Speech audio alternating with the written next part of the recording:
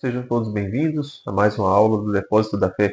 Estamos agora começando o livro dos Juízes, que será dividido também em duas partes, tal como o livro de Josué. Essa aula cobre os capítulos de 1 a 12 e a próxima aula do 13 ao último, se não me engano, 21 ou 22.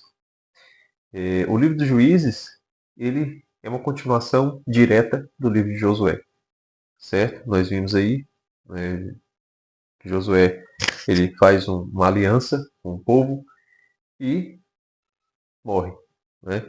Agora no livro dos Juízes a gente vê o começo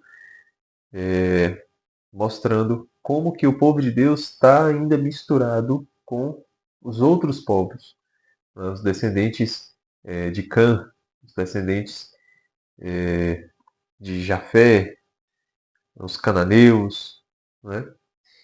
Enfim, amorreus, moabitas, povos que não são ali descendentes de Jacó, das 12 tribos, certo?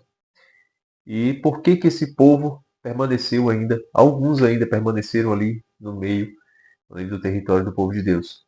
Para que se manifeste a glória do Senhor. Deus permitiu que alguns desses povos permanecessem, mesmo que alguns como servos do povo de Deus, né, outras cidades que não foram tomadas ali nas encostas ali próximo, justamente para que o povo de Deus fosse colocado à prova. Nós ainda não estamos na terra prometida definitiva, certo? Estamos numa terra prometida, claro, Deus prometeu para Abraão a terra de Canaã, e Deus deu essa terra. Mas essa terra, ela é apenas uma imagem daquilo que virá com Cristo e que se realizará no juízo final. Por isso que o povo ainda é colocado à prova, certo? Na terra prometida definitiva não haverá essa mistura. Haverá de fato a separação do joio e do trigo, das ovelhas e dos cabritos, como vai dizer Jesus, né, no Evangelho. Então, por isso que acontece essa mistura. E nessa mistura, é por causa dessa mistura, que o povo de Deus começa a se relacionar com os deuses dos cananeus, os deuses dos amorreus. Começa a cometer idolatria, certo?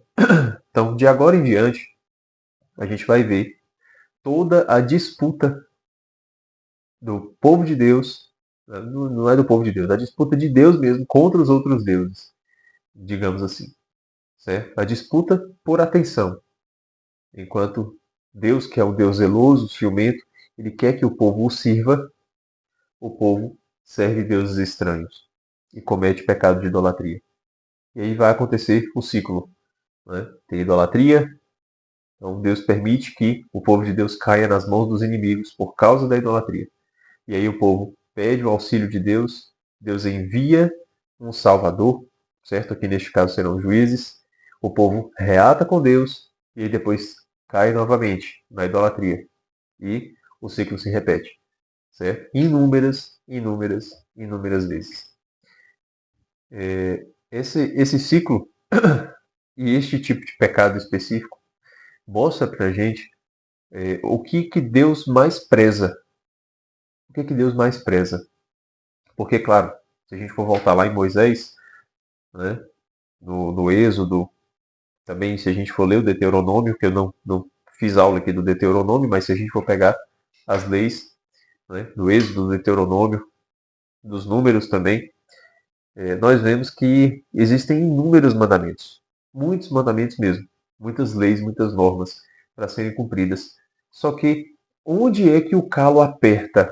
Onde é que o ser humano desobedece e Deus se irrita e deixa que o povo caia nas mãos dos inimigos? Porque veja, não é uma punição de Deus. Deus não vem com sua mão pesada e forte para poder punir essa pessoa com uma série de males.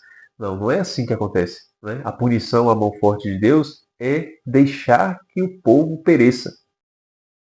Né? Deus está ali sustentando, protegendo o tempo todo. Não quer não? Então, né? Se lasca para lá, digamos assim. Né? Então, onde é que o calo aperta?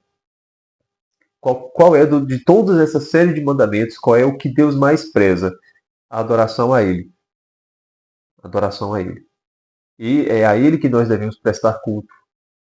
É a Ele que nós devemos reconhecer como Criador, como Libertador, como, agora em Jesus Cristo, Salvador. Certo? Quando o povo adora deuses estranhos, Deus que é ciumento, deixa o povo perecer.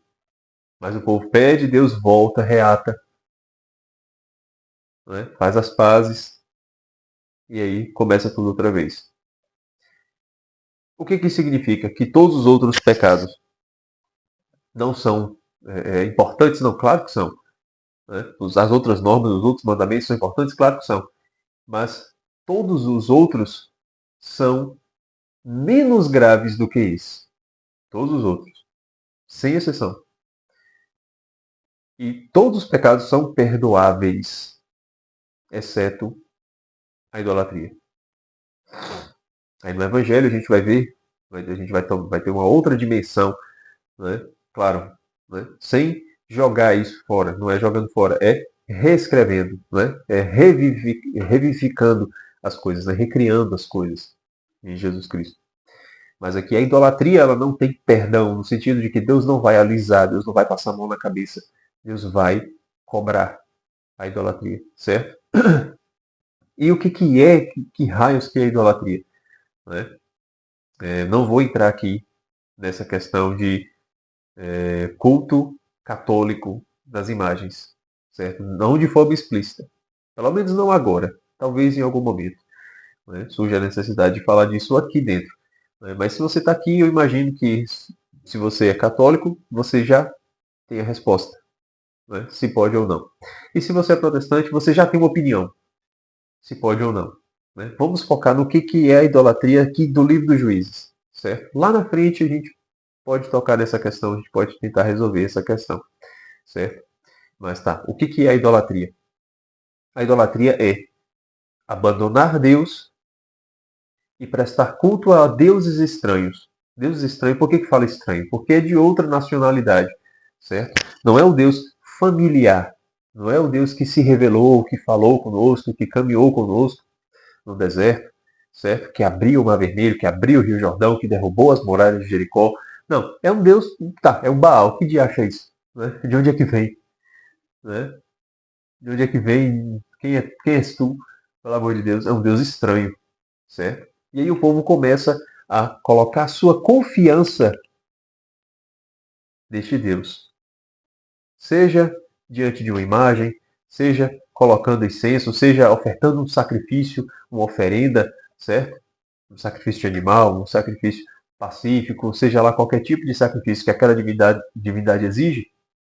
O que importa é que estamos direcionando a nossa atenção, a nossa confiança a uma divindade estranha e não familiar. A idolatria ela tem essa essência, certo? Você tirar de Deus e dar para um estranho. Quando nós prestamos culto a Deus familiar através, por exemplo, da Arca da Aliança, é familiar. O sacrifício é ofertado, o sangue é colocado sobre o propiciatório da Arca da Aliança.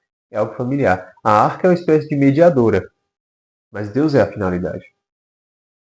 Certo? A arca é familiar. Está ali presente na revelação.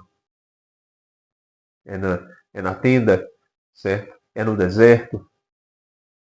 A gente vai ver outros personagens que têm contato com Deus de outras formas, certo? Mas Deus que se revela a eles é o Deus familiar, pronto. Certo? Constrói um altar para o Deus familiar, o Deus verdadeiro, o Yod-Heh-Vav-Heh. Tá tudo ok. Mas é um Deus estranho, eu estou tirando a minha confiança, eu estou tirando meu culto, minha prática de religião. E entregando nas mãos de uma divindade estranha, de uma divindade que é totalmente diferente do revelado, é um Baal, aí isso é uma idolatria. Isso é abominável. Isso é um adultério religioso, um adultério espiritual. Certo? E aí Deus se zanga com isso. Então é assim que acontece o ciclo.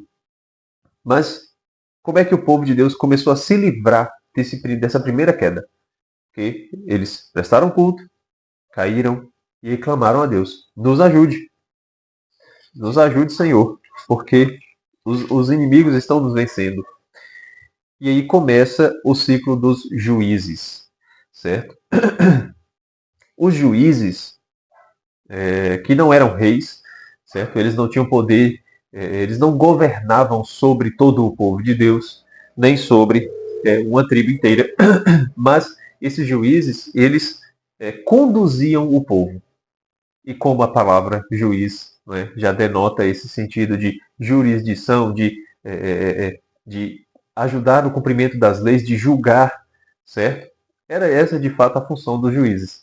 Só que o que nós vemos aqui é que o juiz ele exerce um papel militar. O juiz é aquele que vai à frente do povo, é aquele que enfrenta o exército inimigo, é aquele que tira o povo das mãos do opressor, do adversário, para que o povo volte a ter paz. Então o povo precisa ter paz.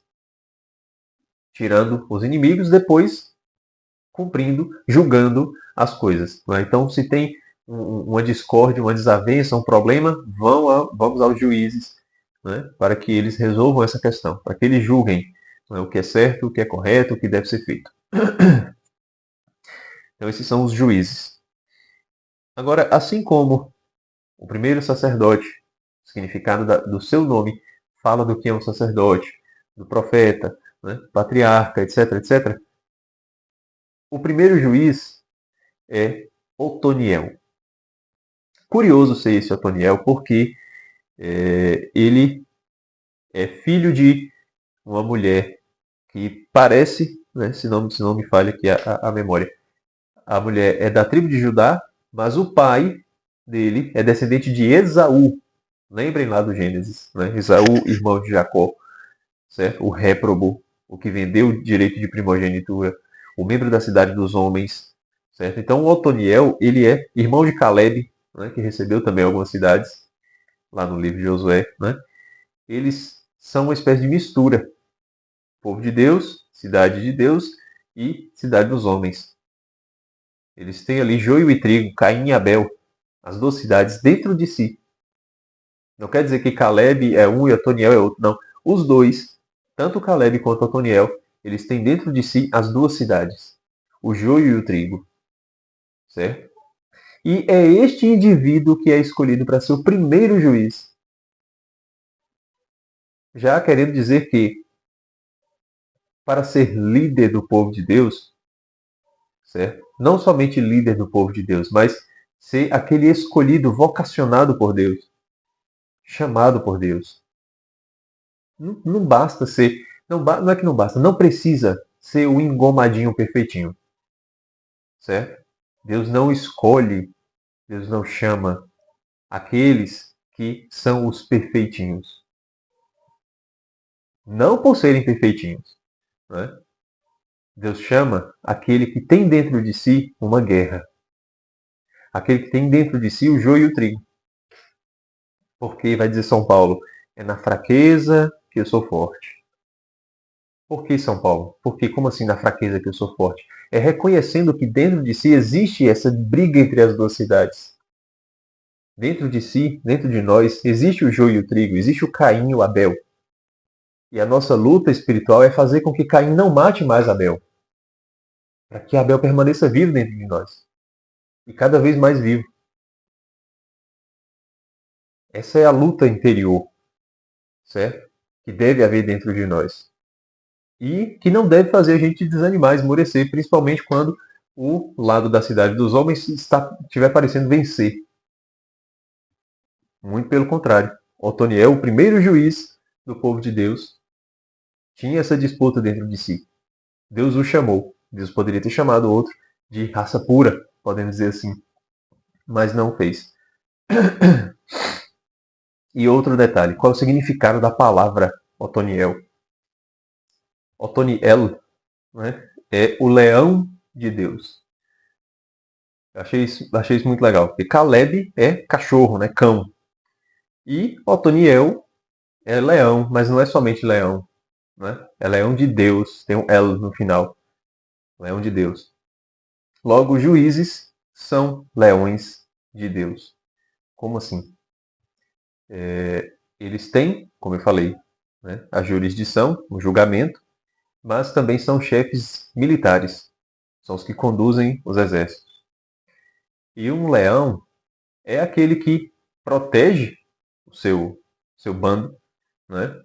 Protege ali o território e não só protege no sentido de juiz, de julgamento, mas no sentido de ser um guerreiro também, certo? É, no, no, no mundo dos leões, são as leoas que caçam, são elas que vão lá procurar a comida. O leão, o rei, o que tem a juba, né? Ele permanece ali no território para garantir que aquele território permaneça daquele bando. Não existem dois leões num único bando. Não existem. Leões superiores, fortes, com juba, não. Não há. Se tiverem dois leões juntos, eles vão brigar, disputar o reinado daquele bando e o outro é expulso. É interessante o filme do Rei Leão ter a disputa de Scar com Mufasa, porque é exatamente desse jeito que acontece no mundo animal mesmo, certo? Um dos dois tinha que ou ir embora, fugir ou morrer. E é assim que acontece, tá? Então, quando um juiz é chamado de Otoniel, né, o leão de Deus, quer dizer que os juízes eles tinham essa função. Não dá para ter dois juízes ao mesmo tempo, é um juiz de cada vez, certo? E esses juízes, eles não têm um poder absoluto, ainda não é um rei, virão os reis, certo? Só que é mais adiante. O rei que tem poder de governar sobre todo o povo de Deus, né? O juiz não. O juiz ele conduz, ele protege o território, livre dos inimigos e julga, certo? Então é mais ou menos por aí. E Otoniel liberta o povo, né, de Baal e de Astarte, as divindades cananeias, e o povo tem paz por 40 anos. Depois de Otoniel, vem outros juízes, né? Tem a Ode, que é de outra tribo, né, da tribo de Benjamim. Tem Sangar, é Sangar mesmo. E aí depois vem uma juíza. Uma juíza. É, do princípio do Gênesis, eu vejo que essa é a primeira mulher assim, em destaque. Destaque mesmo. Né? Tem outras lá, tem Sara, a mulher de Abraão, né? Tem Miriam, a irmã de Moisés, mas em destaque mesmo, Débora é a primeira, certo? E a gente, nem, pelo menos eu não vejo muito destaque na boca do povo, né, acerca dela. E ela, apesar de ter pouca informação, temos aqui 2 capítulos só, os capítulos 4 e 5, né, dos Juízes, falando sobre ela, e praticamente só o capítulo 4, que o 5 é um cântico. Né? Esse capítulo já mostra a grandeza de Débora. Ela era profetisa e era casada com. Cadê? Esposa de Lapidote. Quem é Lapidote? Não fazendo ideia. A gente não sabe quem é e nem fala mais dele aqui. O foco é Débora, a juíza, a quarta juíza do povo de Deus. E aí, por ser uma mulher em destaque, não por questões por questões ideológicas, não, mas por questões simbólicas mesmo. Vamos prestar um pouquinho de atenção aqui em Débora antes de avançarmos. A palavra Débora significa abelha, certo? Ela é uma abelha. Ela é um de Deus, porque todos os juízes têm a característica de ser Otoniel, certo? Assim como todos os sacerdotes têm a característica de serem Arão, aquele que carrega a luz, o portador da luz, certo? Vamos lá. Assim como os patriarcas, né, têm como característica serem todos Abraão, pai de uma multidão, certo? Enfim, vamos lá. Então, todos os juízes são leões de Deus, mas Débora é também abelha, certo? É a quarta juíza na ordem ali do chamado. E é interessante que ela atendia, o juiz ele atende, né? Ele julga. Ela atendia debaixo da palmeira de Débora. Então, o escritório de advocacia de Débora se chamava Palmeira de Débora. Ficava ali entre dois montes, né? Entre Ramá e Betel. Na montanha de Efraim, né? Entre Ramá e Betel, na montanha de Efraim, no monte. Então ela atendia debaixo de uma palmeira, o que me chamou a atenção. Porque a palmeira é o que nós conhecemos por coqueiro, né? Pé de coqueiro, e não tem galhos. Ele cresce reto. O tronco não é de madeira, né? É aquele tronco que esqueci o nome que dá, né? Especificidade da característica ali do vegetal. Mas enfim, não é de madeira, não é uma árvore. E não tem galhos. Ela cresce reto e no topo que saem as palmas, né? As folhas, os ramos. Né? Dos tradicionais domingos de ramos, a gente conhece muito, né? Por conta do domingo de ramos da liturgia. Né? E os frutos, quando dá fruto, são aqueles coquinhos, né, pequenos que dão em abundância. E todos numa galha só que sai e despenca. Né? As flores também. Quando dá flor, é num galho só que desce, que sai ali, né, de perto das folhas, e despenca várias flores pequenininhas. E o que a palmeira representa? A palmeira ela é sempre utilizada como símbolo de vitória e imortalidade. Temos lá o Domingo de Ramos, o Hosana, que é cantado ao filho de Davi, né, o Messias, que está entrando ali no templo de Jerusalém. Temos as palmas que os mártires carregam no livro do Apocalipse, né, as palmas tradicionais que nós vemos nas imagens dos santos mártires, certo? Que é a palma da vitória. Que vitória é essa? Se eles perderam nesta vida, se eles morreram em nome de Cristo, eles ganharam a vida verdadeira. Né? É a vitória da imortalidade. Eles perderam essa vida para ganhar outra, a vida verdadeira. Certo? Então, a palma é símbolo de vitória e de imortalidade. E é interessante que, como eu falei, não tem galhos. Ela cresce reta e lá em cima ela dá as palmas. Certo? E quando dá frutos e flor, despenca. Quer dizer que toda a sua ação é movida para o alto, aponta para o alto. As folhas todas brotam lá em cima. Quer dizer que toda a ação é direcionada para o alto.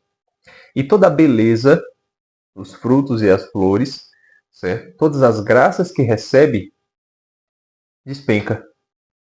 Despenca em abundância, mas direcionada de uma forma, de uma galha só. Né? É dado para nós. Toda a ação da palmeira é voltada para o alto. E tudo aquilo que recebe, todas as graças que recebe, ele nos dá. Certo? Ele nos dá. É assim que acontece com os santos mártires. Né? Toda a ação deles é direcionada para Deus. E toda essa beleza do seu martírio é dado para nós como exemplo. Não exemplo a ser imitado, né? Mas exemplo de evangelho vivido ao extremo. Do evangelho vivido em sua radicalidade. Então essa beleza vem para nós. Despenca, certo? E assim era a condução do povo de Deus feita por Débora, como uma palma. E outra coisa interessante, antes de voltarmos a todos esses pontos e dar uma espécie de significação ao símbolo, Débora ela arma uma espreita para pegar o rei adversário no Monte Tabor. Né? No Monte Tabor, ela junta um exército. Tem aqui um sujeito que fala com ela, né? Vai, conduz o exército no Monte Tabor. E aí ela vai junta 10 mil homens para enfrentar o adversário e vence. Né? Vence a batalha. Mas enfim, ela fica escondida, o exército fica escondido no Monte Tabor, à espreita, para pegar o adversário. E aí, peraí, o Monte Tabor foi o Monte da Transfiguração. Como São João não narra a Transfiguração, e é o evangelho que nós leremos aqui no Depósito da Fé, né? Vou falar rapidamente.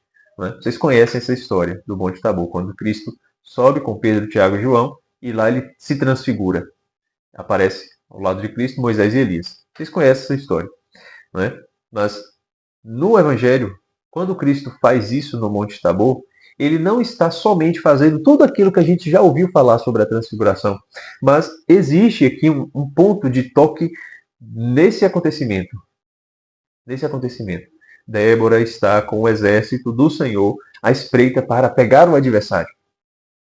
Quer dizer, quando Cristo sobe no Monte Tabor, ele já está perto da paixão.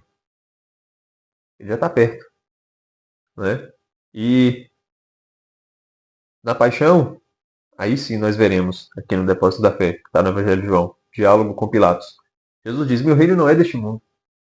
Se meu reino fosse desse mundo, os meus soldados viriam com toda a força para me tirar daqui. Mas meu reino não é deste mundo. Cristo é rei, Cristo é guerreiro, Cristo tem soldados a seu serviço. E a batalha que Cristo vem enfrentar, quando ele está lá no Monte Tabor, ele está mostrando a sua glória para os apóstolos, para dizer que eu estou aqui à espreita, eu vou pegar o adversário. Parece que vai ser uma derrota, mas não vai ser uma derrota. Muito pelo contrário.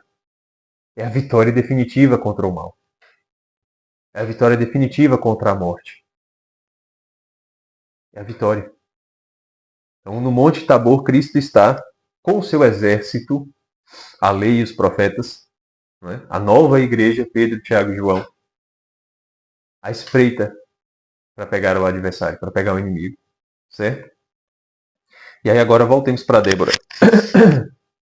É interessante, né, termos uma juíza mulher, né, para dar na cara de quem fala que a Bíblia é machista. Né? Temos aqui uma juíza mulher, olha só, lá no princípio, sabe Deus quando que isso aconteceu? E se é que isso aconteceu historicamente, mas está relatado aqui nas Sagradas Escrituras. Tá? Então, um protagonismo feminino e tal, beleza. Mas o que isso significa para nós? Mulher é símbolo de passividade, é símbolo do mundo material. Sempre assim. Tá? Esse mundo material, essa passividade, ela tem uma certa atividade agora. Porque Débora é juíza. Certo? E essa atividade de Débora é tal como uma abelha. O que a abelha faz? Ela produz a doçura, produz o mel. É pequena, certo? Mas trabalhando em equipe produz a doçura do mel. Produz uma grandeza, uma beleza. E para quem é essa doçura? Todo o seu esforço, todo o seu trabalho é direcionado para o alto. Débora atende debaixo de uma palmeira. Certo? Toda a ação pacífica, toda a ação da matéria é direcionada ao espírito, ao Pai Espírito, ao masculino, ao ativo, certo? A Deus. E toda a sua doçura vem para nós. Vem para os homens, certo? E claro, é impossível não ver aqui uma relação com a Virgem Maria, né? Porque Débora é chamada de uma mãe para Israel. Ela foi como uma mãe para Israel. E lá na frente, com a Virgem Maria, né? Aquela que governará com Cristo, porque Cristo se senta no trono de Davi, o trono onde os reis governam ao lado de suas mães, né? E aparece vestida de sol, coroada de estrelas, enfim, ela tem certa jurisdição sobre Israel, sobre a igreja, certo? Jurisdição que não parte dela, mas que ela recebeu por graça, por chamado divino. Débora é também uma imagem de Nossa Senhora? Sim, é também, tá? Mas ela é também, ela é em primeiro lugar essa passividade, o mundo material que serve ao mundo espiritual, tá? E serve como uma abelha, direcionando toda a sua ação, todos os seus esforços para Deus e dando toda a sua beleza e toda a sua doçura para os homens, para os homens deste mundo. É assim que devemos ser, é assim que a igreja deve ser, tá? E aí depois de Débora vem Gedeão, grande Gedeão. Dos juízes maiores, ele é o segundo maior. Eu imagino que o primeiro, pelo menos, o que tem mais notícia, que tem mais texto é Sansão. Nós vamos ver na próxima aula. Mas depois de Sansão, temos Gedeão. Eu acho que depois de Gedeão, Débora e, por fim, Jefté. Os outros todos são juízes menores, que só são mencionados aqui. Não tem nenhuma riqueza de detalhes como esses 4, não. Então, Gedeão é famoso pelo ofício, né, da Imaculada Conceição, que nós rezamos, né? Velo de Gedeão, nós falamos isso, né? Chamamos a Virgem Maria de Velo de Gedeão. Mas quem foi Gedeão? Gedeão foi um juiz chamado por Deus, vocacionado por Deus através de um anjo. Um anjo visita Gedeão e chama, né? Fala: o Senhor está contigo, valente guerreiro. Isso na época que o Débora já tinha morrido, o povo de Deus pecou de novo, estava na mão do inimigo de novo, agora dos madianitas, certo? E aí Gedeão está lá: perdão, Senhor, se o Senhor está conosco, né? Fala: perdão, Senhor, com o anjo, não sabe que é um anjo. Se o Senhor, agora Senhor, em caixa alta, né? Se o Yod-Heh-Vav-Heh, se o Adonai está conosco, por que não sobreveio tudo isso? Você está sendo vocacionado, Gedeão. Você está questionando o quê, pelo amor de Deus? Onde ficaram suas maravilhas que nossos pais nos contaram, dizendo: acaso o Senhor não nos tirou do Egito? Agora o Senhor nos abandonou e nos entregou às mãos dos madianitas. Agora já não é mais um anjo. Então o Senhor voltou-se para ele e disse: com a força que tens, vai e liberta Israel da mão dos madianitas. Acaso não sou eu que te envio? Aí começa, né? Gedeão começa a entender a parada. Com a força que tu tens, vai e liberta o meu povo. O curioso aqui é que esses chamados vocacionais mostram pra gente como que Deus nos chama também, né? E nos chama assim, não é só para ser padre, não é para ser freira, não é para casar. Não, o chamado para nós sermos, cada um a seu modo, né? Cada um deve ser alguma coisa nessa vida. Né? Como é que Deus nos chama para exercer a nossa missão que só a gente pode executar? Desse jeito aqui, com a tua força, vai e faz o que eu estou te pedindo. Ah, mas eu sou fraco. Pois é na fraqueza que você vai ser forte. Certo? Deus está falando assim: você tem certas capacidades, você tem certas aptidões, você tem predisposições. E é isso que eu quero de você. É isso. Você entregue isso. Ah, mas e minha fraqueza, e meus pecados, e meus defeitos, e minhas dificuldades, e isso e aquilo. É nessa fraqueza que você vai encontrar força. Quer dizer, você vai ver que, na verdade, é a mão de Deus que vai executar no seu lugar. Certo? Assim que acontece, esse chamado. E aí Gedeão, ele vai, Deus manda ele destruir o altar de Baal que foi construído pelo seu pai. E aí ele vai, arma um plano, destrói. E o pessoal: mas quem foi que destruiu? O pai, sabendo que foi Gedeão, fala: acontece, né? Passa a mão na cabeça do filho, para não acontecer nada de mal contra ele. E aí Gedeão continuou seu projeto de juiz. Deus chamou, vamos nessa. Gedeão vai ser juiz. E como é que ele vai ser juiz? Ele precisa agora derrotar o exército de madianitas. Não basta destruir o altar de Baal, né? Que já é algo grandioso. Porque o que Gedeão fez? Gedeão, ele destruiu o ponto de contato do povo de Deus com os deuses estranhos. Não tem como mais realizar a idolatria, porque ele destruiu o altar de Baal e construiu um novo altar. É interessante que ele não tira somente Baal para adorar o Deus verdadeiro. Não. Ele destrói o altar e constrói um novo altar no mesmo lugar. No mesmo lugar.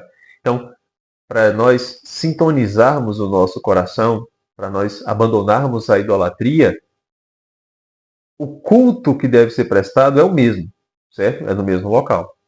Mas não é da mesma forma. O altar é destruído e é construído um novo altar.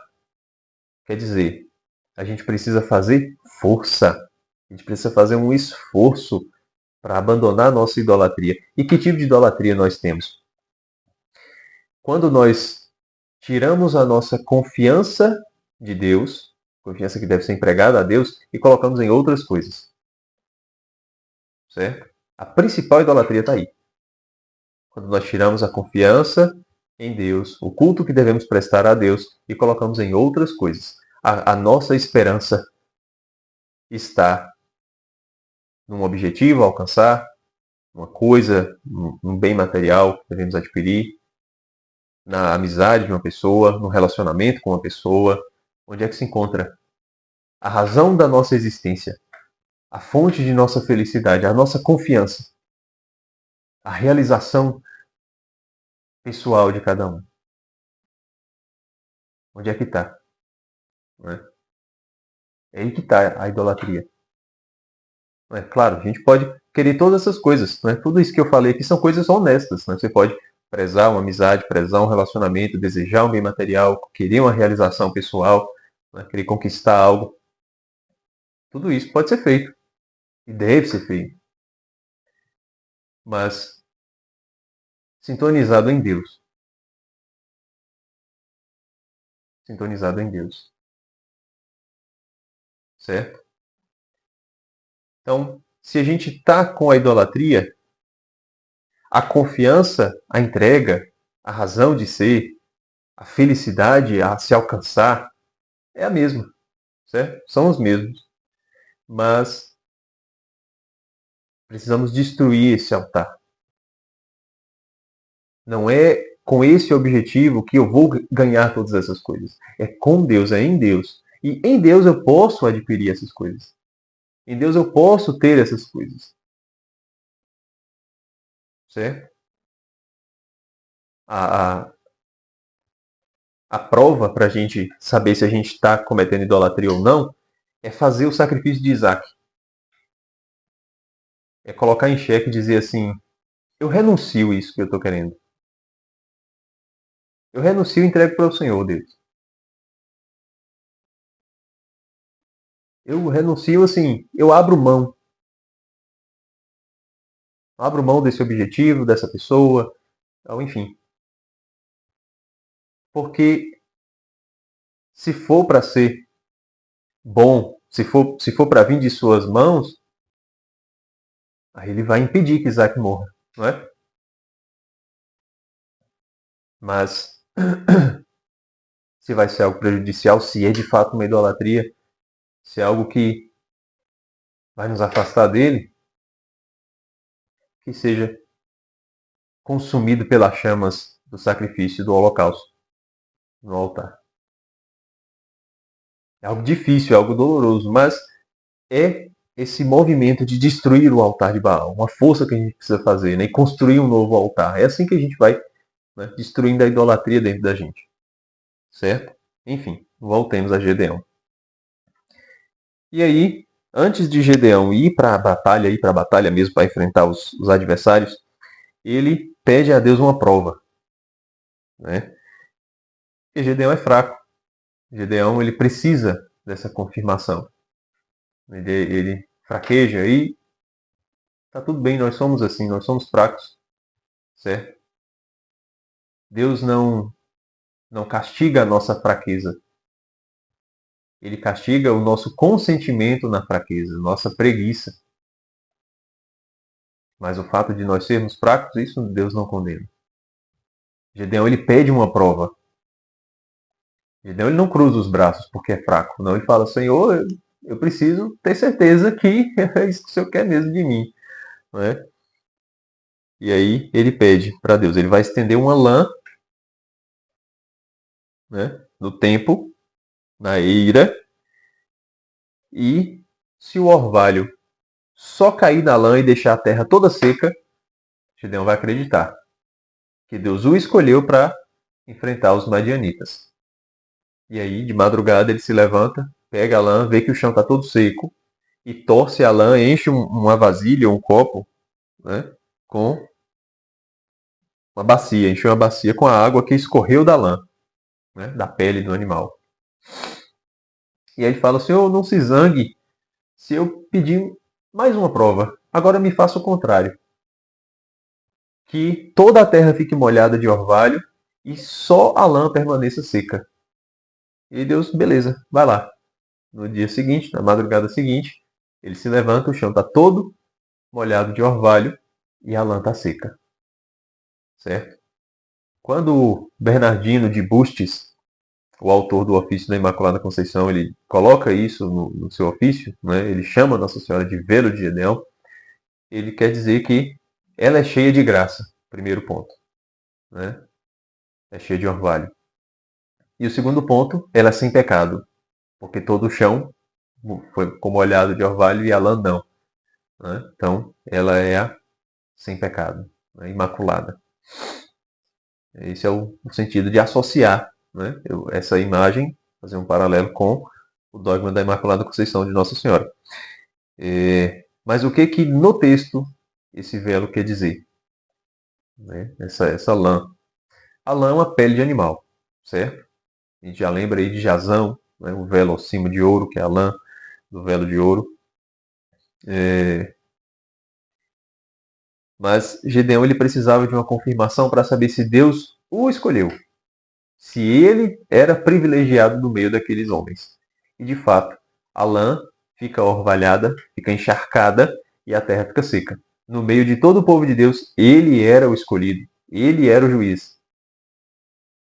E o que significa o dia seguinte?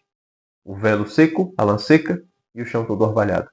Quer dizer que a mão pesada de Deus cairia sobre os madianitas, sobre todos os outros povos, exceto sobre o povo de Deus, exceto sobre Gedeão e os seus coligados, certo? E aí, com a sua força, Gedeão, agora confiante, ele vai e enfrenta os exércitos e vence todos, certo? Tem um episódio aqui, o primeiro episódio, a primeira batalha, que ele vai com um exército gigantesco. Só que aí Deus fala assim, não, eu não quero esse tanto de gente, quero menos pessoas, menos soldados. E aí ele divide os soldados, chegando no local, Deus fala assim, um local com água. Deus fala assim, ó, você vai separar os soldados que beberem água, feito um cachorro lambendo a água, dos que se ajoelharem para beber água. Eu fiquei assim pensando como que foi isso, né? Tá, tem que beber igual um cachorro, então ele vai deitar no chão para lamber ou ele vai só abaixar, pegar com as mãos e tomar água assim, e os outros vão se ajoelhar para beber. Fiquei, tá, na prática, como é que foi isso daí? Né? Eu acho que foi assim, né? Os que beberam como um cachorro, não é que eles se abaixaram totalmente, mas eles abaixaram para pegar a água e de pé lamberam a água, né? Tomaram a água assim. E os outros se ajoelharam para beber. Dos que tomaram como um cachorro, que lamberam a água, foram 300. Aí Deus falou assim: esses 300 é que você vai levar para enfrentar os madianitas. 300 a gente já lembra da história de Leônidas, de Esparta. Né? Um fato verídico que aconteceu na história. Né? Leônidas contra o rei Xerxes, que tem um filme aí. O filme, claro, tem um bocado de coisa de fantasia misturada. Mas a história do rei Leônidas, né? O rei Leônidas que com um exército pequeno enfrentou o rei Persa, é verídico. Tá? E 300 não foi suficiente para enfrentar Xerxes. Aqui a batalha era mais ou menos a mesma. 300 homens. Só que a diferença, os espartanos eram guerreiros, guerreiros muito bem preparados.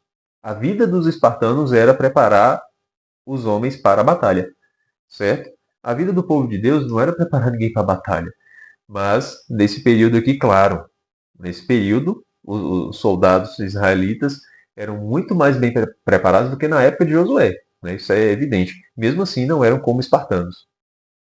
Tá? A questão aqui semelhante era apenas o número. E o adversário. O adversário também era tão numeroso, digamos, como o rei Xerxes. Leônidas perde a batalha. Os 300 caem. Gedeão vence a batalha. 300 são suficientes para vencer um exército muito maior. São os madianitas. Foram, né, os madianitas. Para mostrar a força do braço de Deus. Para mostrar que era Deus mesmo que venceu. E não a força do braço dos homens, certo?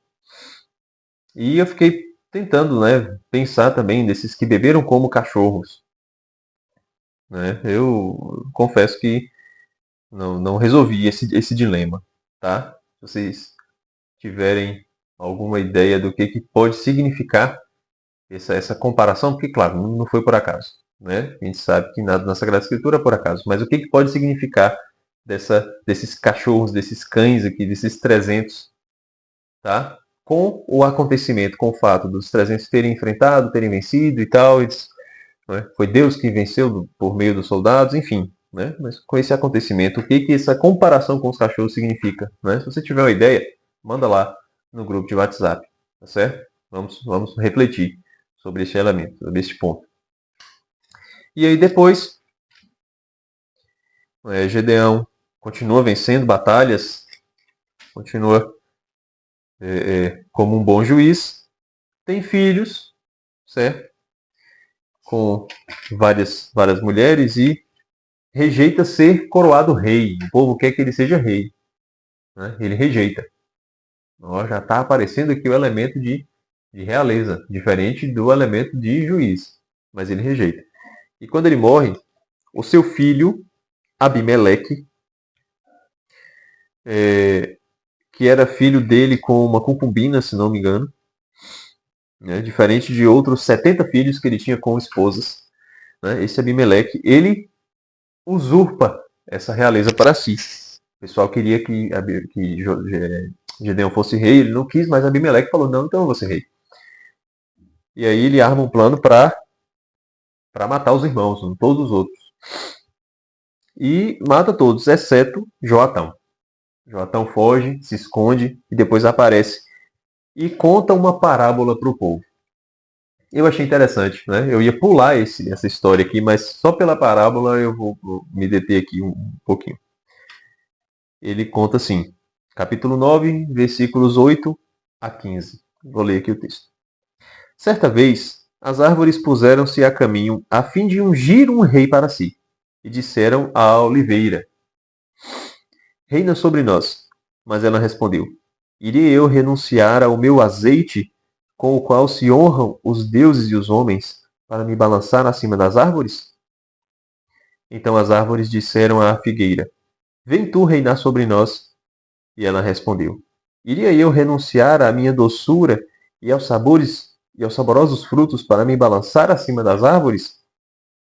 As árvores disseram então à videira: Vem tu reinar sobre nós.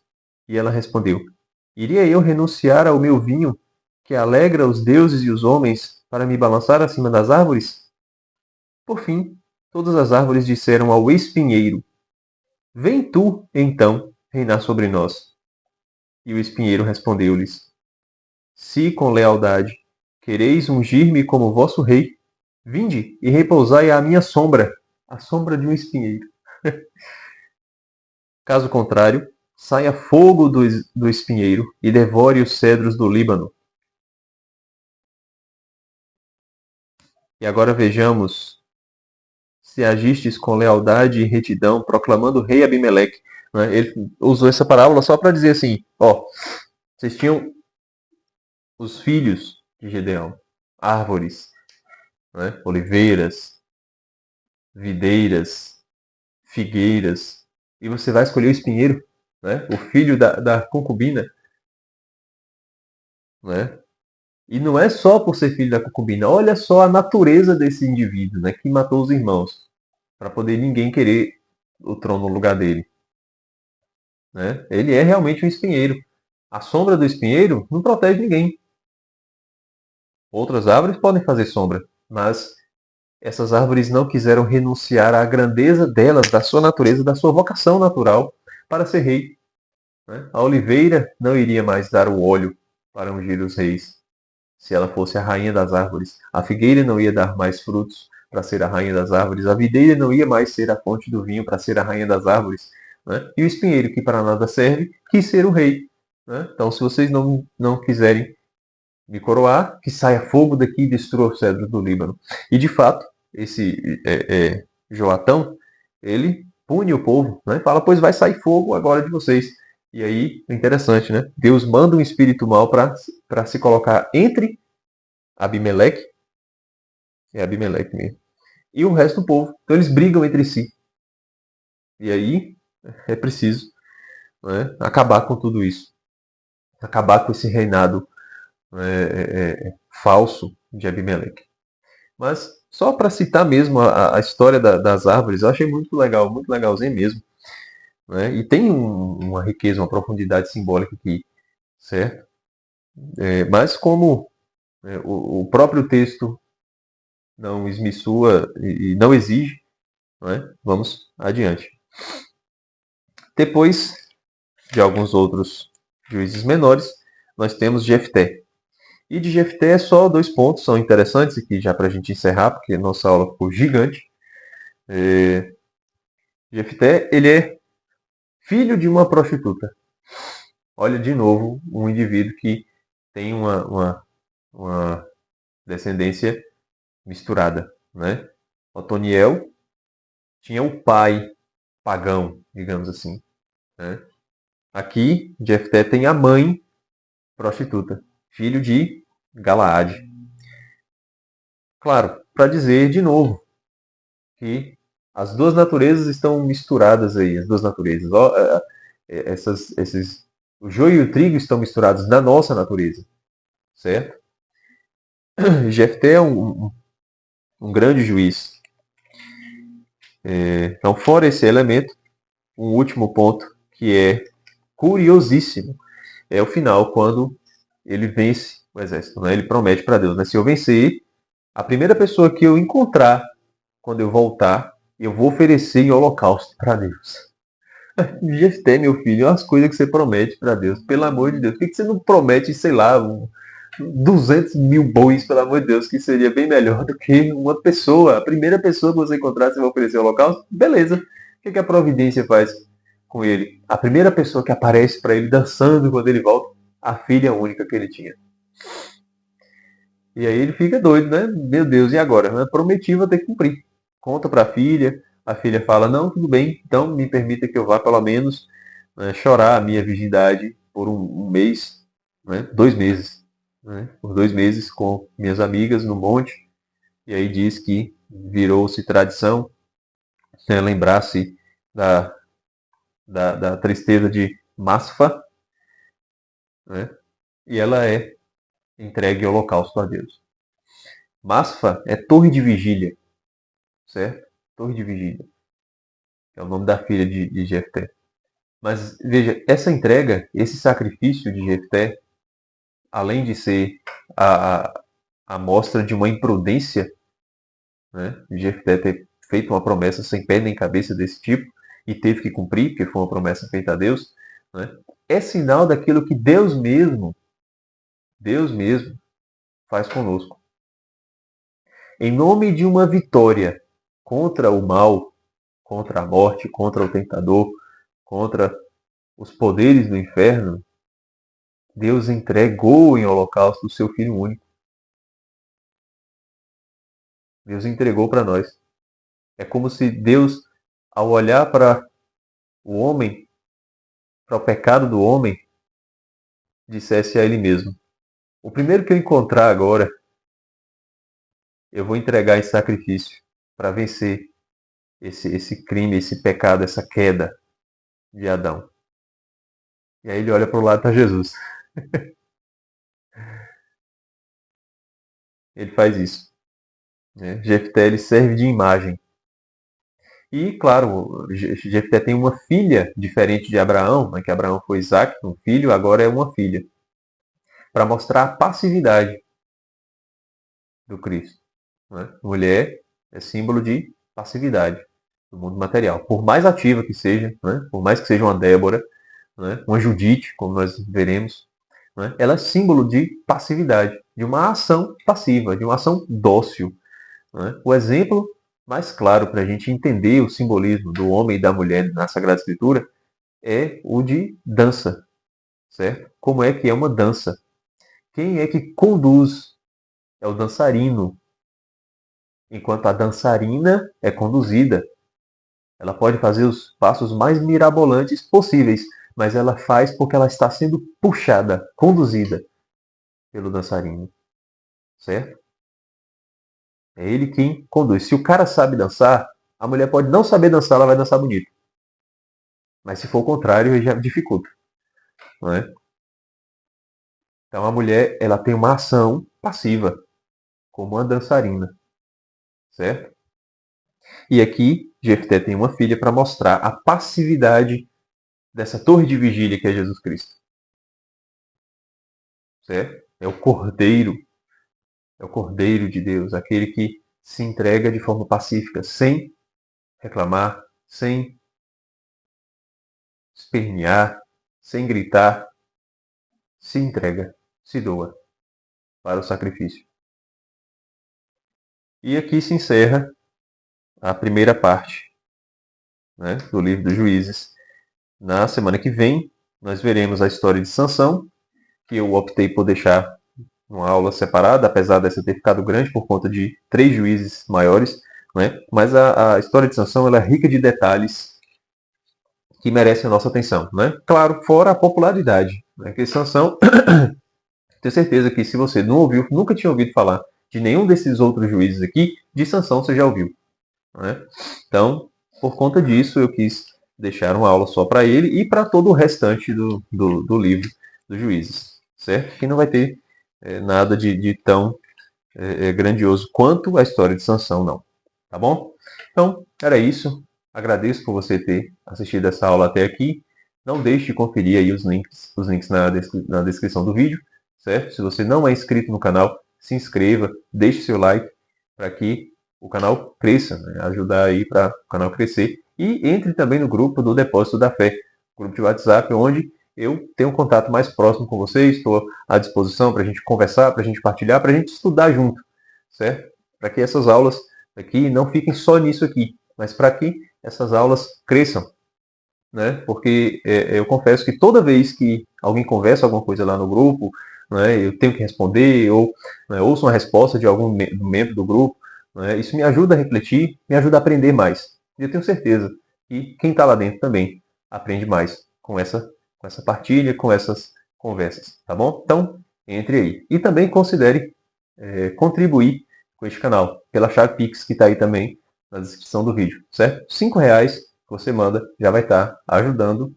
a manter esse canal ativo, tá bom? Então, é isso. Um abraço e até o próximo vídeo.